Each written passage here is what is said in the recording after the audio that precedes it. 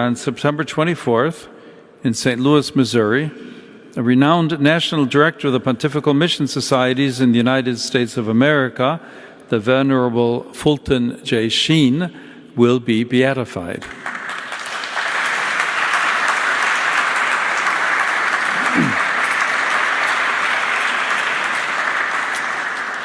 Archbishop Sheen was a light of faith, hope, and love that shone through the radio and television media for decades. I myself am a witness of his evangelization when I was growing up. His broadcasts touched millions with the hope of the gospel, and his initiatives and efforts resulted in enormous spiritual and material aid to the churches in areas of first evangelization. May our new blessed be an example for all the national and diocesan directors of the Pontifical Mission Societies throughout the world.